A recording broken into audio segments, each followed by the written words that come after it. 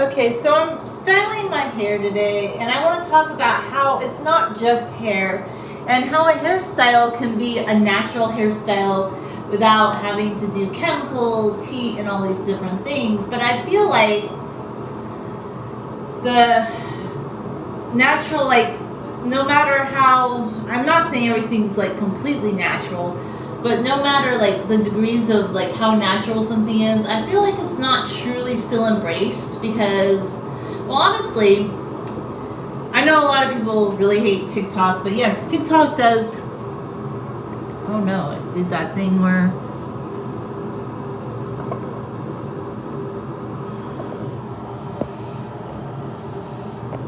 Am I sideways? I guess I should have fixed the orientation, but it wants to be this way today. So I should have done the orientation differently, but oh well. My iPhone's being kind of silly. Goose. So, speaking of natural hair, it's not just like the African American community or people of African descent that I feel like who are being like discriminated against when it comes to natural hair. I feel like it's other communities too, or just anybody that doesn't want to do conventional hair dye. Because here's the thing, I still think that there's money in like Ayurvedic hair care or natural African hair care, but this is the problem. You have all these different like hair schools. They haven't been trained in natural hair care, and a lot of them will say, well, henna is going to ruin your hair, and they're like trained to say that. Well, I do know you shouldn't mix henna with conditioner. I learned that. But if you're just doing henna by itself, as I've always done henna in the past, it's not a problem. The problems arise when you start mixing henna with like chemicals, or you're mixing it with hair dye, or you're doing hair dye and henna together. I wouldn't recommend those things. Although, also too, I don't know why chemical dyes are so important. People are like, but I want to change my hair. It's just hair, they say. But I don't agree with that because I don't believe that it's just hair. I feel like it's a part of who you are. And to like just denigrate hair like that and say, oh, it's just hair, it's nothing. That is kind of disrespectful to people who feel like it's more. Maybe it's just hair to you, and like torturing your hair or like doing chemical processes to your hair, but it goes into your pores and your body and your skin, and honestly, a lot of the hair dyes are toxic. So if you are going to do hair coloring, it would be better, more beneficial for your health to do henna or natural hair care. And there was this TikTok with this lady, she's African American, and she was invited to speak. Okay, I'm like, how can this beauty school not know who she is? Do they not do research on who they are having as a guest speaker? So anyway, basically what she said was they weren't teaching, she wasn't even anti-hair school, okay? She wasn't anti-hair school, although honestly, I'm never going to go to a hair salon again unless it's one that's like, I'm super picky about this. I haven't been to one in years.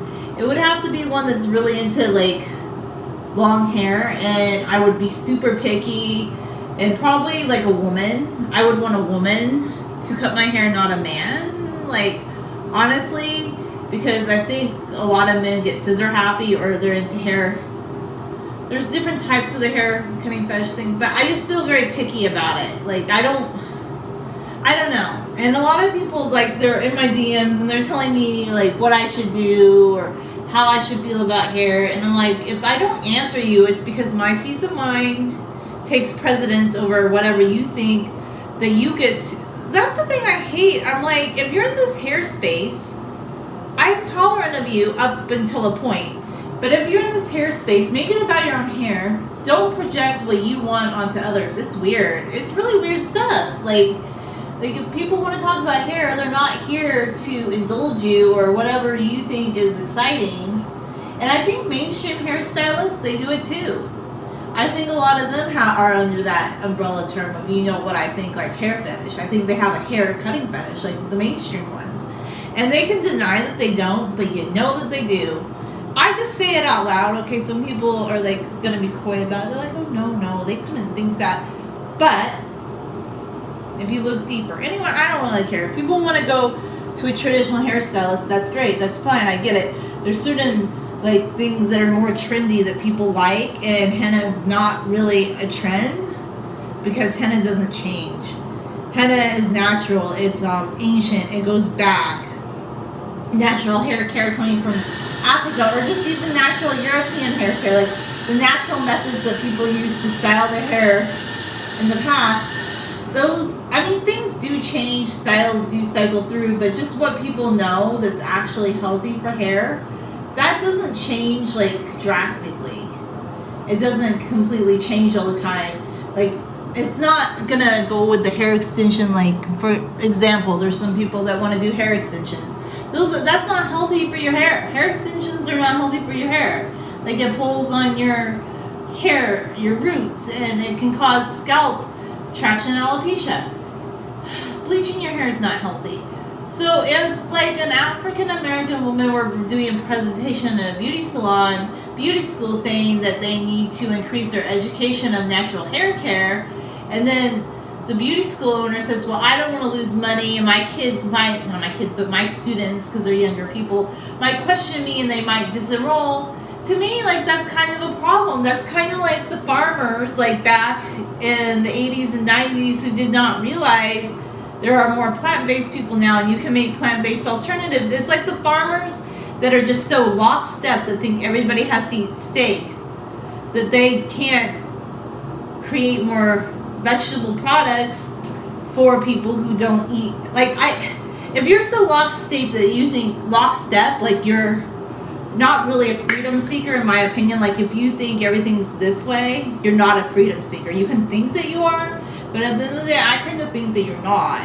Like, you just kind of are locked into certain perceptions. Like, same with the beauty school thing, where they think, like, this is the way, this is the only way. We can't, like, expand our curriculum. We can't, like, enhance our curriculum. But curriculum has been enhanced, like, when it came to teaching world history, because 30 years ago, I would say they did not actually cover the world enough. They were covering Europe, a little bit of the Middle East, barely touching on Africa, barely touching on Asia, but it was very Eurocentric. And the history curriculums have become more comprehensive.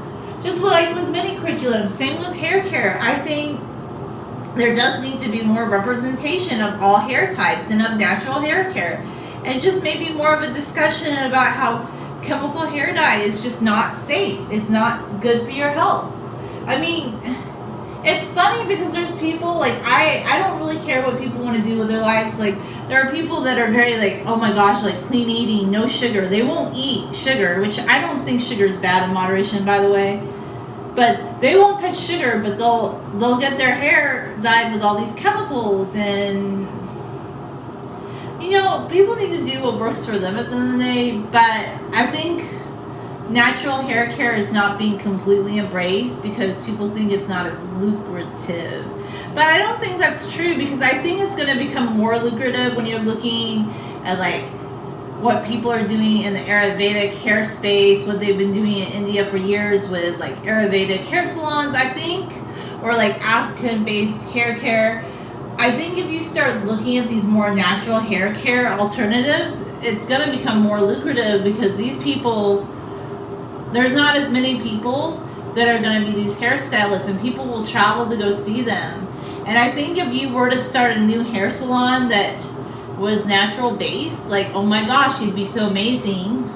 You might not be mainstream, but you would be catering to people who are into their natural health and natural beauty, and they don't feel like they have to alter themselves with, like, contouring makeup. Or I just love henna because I love, like, I'm not anti-makeup either, but I love more of a natural look. That's just what I'm inclined to embrace, and that's my forte. And I think there's something to be said about natural hair care and natural, like, using botanicals to create a lipstick, or I just love the botanical side of things. And I think that's kind of why I like that my mom's into the brand Yves Rocher, because they're all about, like, the botanical side of things. And this one is 97% naturally derived. Like, that's how a lot of their products are. I don't really buy Yves Rocher myself because I don't know, I just don't buy it anymore. But I love it if my mom gives me some of their products because, yes, their natural products are pretty awesome. Pretty awesome. But that's just some of my thoughts on natural hair care. Like, I don't know why we don't embrace it more. I don't understand why beauty schools are so against becoming more comprehensive in their curriculum. And I actually knew about this back in the late 90s because I read an article about how there were African American women that said beauty schools were not teaching the hair braiding techniques. And this is the interesting thing. I was taking an ethnic studies class in the late 90s, and we were told to discuss an issue. And I don't know, I was drawn to this, and it was an article about these women who said they weren't teaching natural braiding techniques. And when I shared that article with the class, I thought it was interesting because we're in an ethnic studies class, but like, we had not professors but graduate students that would teach a section. She still wasn't very open to it, okay? She wasn't open to it. And then I know why, because even back then there were people that thought, well, if it's not like some sort of mainstream licensed hair salon, that we can't teach. Like, but you know, people can have suffered a lot of damage from like chemical hair dye. And you know, I never really dyed my hair that often. I did a couple times and I had an allergic reaction, like a really bad one. I just don't feel like chemical hair dyes are really good for our hair, like, or our scalp or our skin or our body. But you know, they always tell us we should do what's trendy, and I just am choosing to do what's more natural. That's my inclination. At the end of the day, everybody's got to decide like what's going to work for them. I prefer natural over trendy. Because trendy, like, why? Why is being trendy so cool?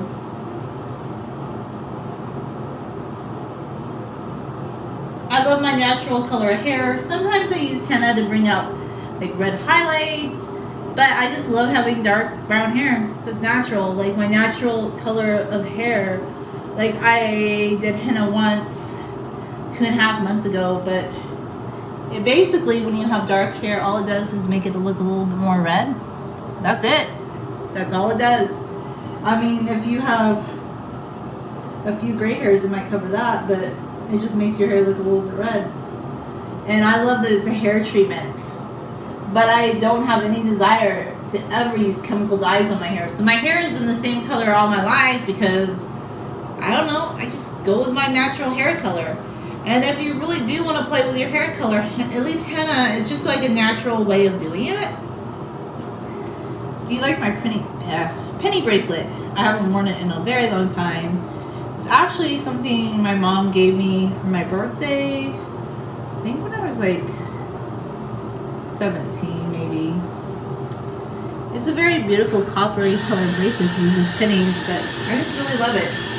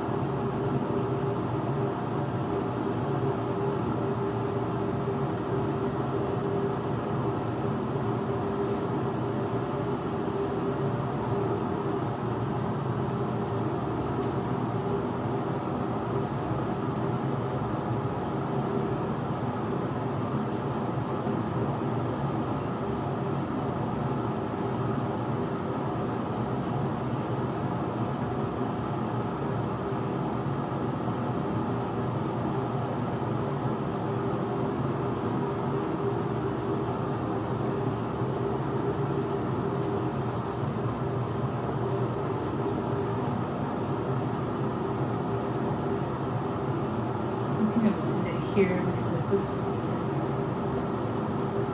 my hair still just doesn't have that length that it once had to do braids. Like I still think about that length that I used to have, like the super long length. It's just not the length that it once was. Like it's just like a medium length, really. I mean, I say my hair is long because I guess it feels longer than it's been, but it's still not like mega long yet. It's still not there yet, but it's progressing. Thanks for watching.